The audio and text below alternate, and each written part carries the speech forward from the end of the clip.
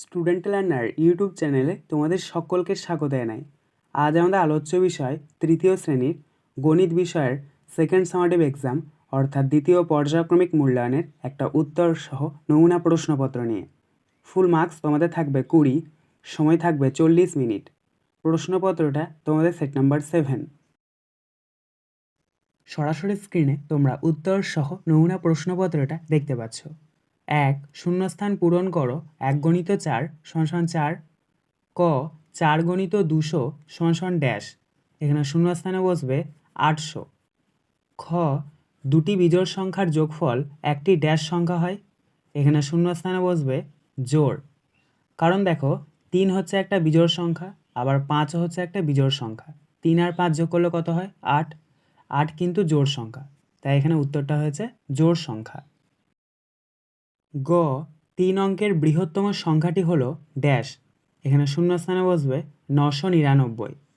ঘ 9 গণিত 8 = ড্যাশ, অর্থাৎ 9-এর সঙ্গে 8-এর গুণ করলে কত হয়? 9 8 কত হয়? 72, তাই এখানে শূন্যস্থানে বসবে 72। 2 নিচের প্রশ্নগুলির সংক্ষেপে উত্তর দাও। 2 গণিত 3 = 6। দেখো এখানে প্রথমে কয়ের দাগেরটা একটা ছবি দিয়ে দেওয়া হয়েছে এবং পাশে লেখা রয়েছে এই চিত্রটিতে কটি ত্রিভুজ আছে। এটা দেখো আয়তকারের মতো একটা ছবি এবং মাঝখানে একটা ক্রস আছে, তারপরে এইদিকে একটা ক্রস রয়েছে বাঁ দিকে এবং ডান দিকে। তাহলে এখানে মোট 8টি ত্রিভুজ আছে। উত্তরটা লিখবে 8টি।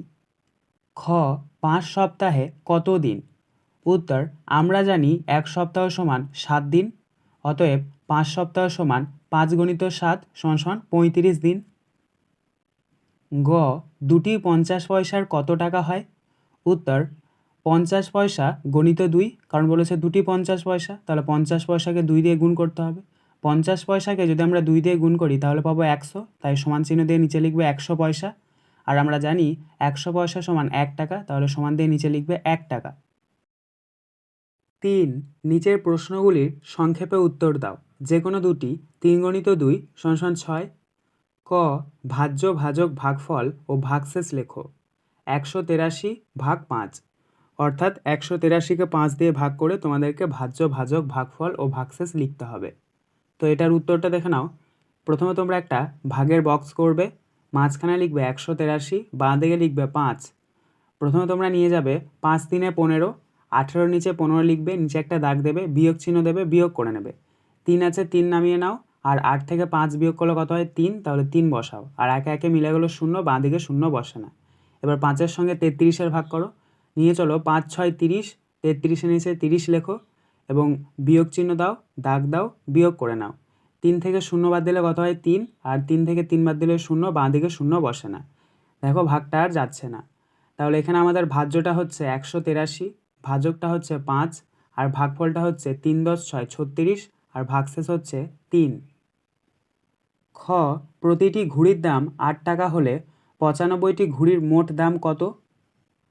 উত্তর প্রথমে তোমরা লিখবে একটি ঘুড়ির দাম = 8 টাকা, তার নিচে লিখবে 95টি ঘুড়ির দাম = 95 গণিত 8 টাকা, অর্থাৎ 95কে 8 দিয়ে গুণ করতে হবে। 95কে যদি 8 দিয়ে গুণ করা হয় তাহলে আমরা পাবো 760 টাকা। তাহলে অতএব দিয়ে আমরা উত্তরটা লিখে নেব, ঘুড়ির মোট দাম 760 টাকা। গ মিতার কাছে 65 টাকা 50 পয়সা ছিল। সে বাজারে এসে 40 টাকা 50 পয়সা খরচ করলো। তার কাছে এখন কত টাকা কত পয়সা আছে? উত্তর প্রথমে তোমরা লিখবে টাকা, ডান দিকে লিখবে পয়সা, টাকার নিচে লিখবে 65, পয়সার নিচে লিখবে 50, আবার টাকার নিচে লিখবে 40, পয়সার নিচে লিখবে 50, নিচে একটা দাগ দেবে, বিয়োগ চিহ্ন দেবে, বিয়োগ করে নেবে। ডান দিক থেকে বিয়োগ করবে, 0 থেকে 0 বাদ দিলে 0, 5 থেকে 5 বিয়োগ করলে 0, 5 থেকে 0 বিয়োগ করলে 5, আর 6 থেকে 4 বিয়োগ করলে 2। তাহলে দেখো এখানে আমাদের বিয়োগফলটা বেরোলো 25 টাকা 00 পয়সা। অতএব দিয়ে আমরা উত্তরটা লিখে নেব, মিতার কাছে এখন 25 টাকা 00 পয়সা আছে। 4 যে কোনো একটি প্রশ্নের উত্তর দাও। 4 গণিত 1 = 4। ক একটি গরুর গাড়িতে 6টি বস্তা আছে, প্রতিটি বস্তায় 152টি শসা আছে। গরুর গাড়িতে মোট কতগুলি শসা আছে?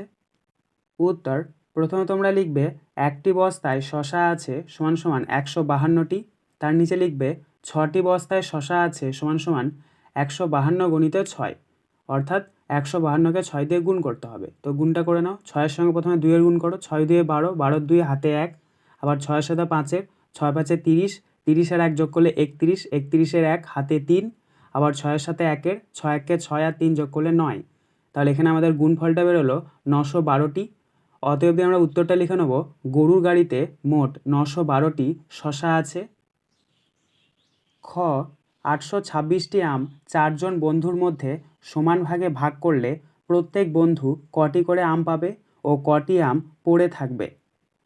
উত্তর, এটাকে তোমাদেরকে ভাগ করতে হবে। তো তোমরা প্রথমে ভাগের একটা ছক করে নাও। মাঝখানে লেখো 826, বাঁ দিকে লেখো 4। প্রথমে নিয়ে চলো 4-2-এ 8, নিচে একটা দাগ দাও, বিয়োগ চিহ্ন দাও, বিয়োগ করে নাও। দেখো এখানে 8-8 মিলে গেলো 0, তো 2টা প্রথমে নামাও। আবার নিয়ে চলো 4-0-0, আবার একটা দাগ দাও, বিয়োগ চিহ্ন দাও, বিয়োগ করে নাও। 2 থেকে 0 বাদ দিলে 2ই হয়, আর 6টা নামিয়ে নাও। এবার 4-এর সঙ্গে 26-এর ভাগ করো। 4-এর সঙ্গে 26-এর তো আর ভাগ করা যায় না, অর্থাৎ মেলে না। তাহলে নিয়ে চলো 4-6-24, নিচে একটা দাগ দাও, বিয়োগ চিহ্ন দাও, বিয়োগ করে নাও। 6 থেকে 4 বাদ দিলে 2, 2 দিয়ে মিলে গেলো 0। তাহলে দেখো এখানে আমাদের ভাগশেষটা বেরোলো 2। অতএব আমরা উত্তরটা লিখে নেব, প্রত্যেক বন্ধু 206টি করে আম পাবে ও 2টি আম পড়ে থাকবে। আজকের আলোচনা পর্বটি এখানেই শেষ হলো। আশা করি ভিডিওটি তোমাদের ভালো লেগেছে। যদি ভালো লাগে একটা করে লাইক করে দিও। সবশেষে তোমাদের কাছে একটাই অনুরোধ, যারা এখনও পর্যন্ত আমাদের চ্যানেলটিকে সাবস্ক্রাইব করে উঠতে পারোনি, তারা চ্যানেলটিকে সাবস্ক্রাইব করে পাশে থাকা নোটিফিকেশন বেলকে অল প্রেস করে নিও এই ধরনের নতুন নতুন ভিডিও পাওয়ার জন্য। ধন্যবাদ।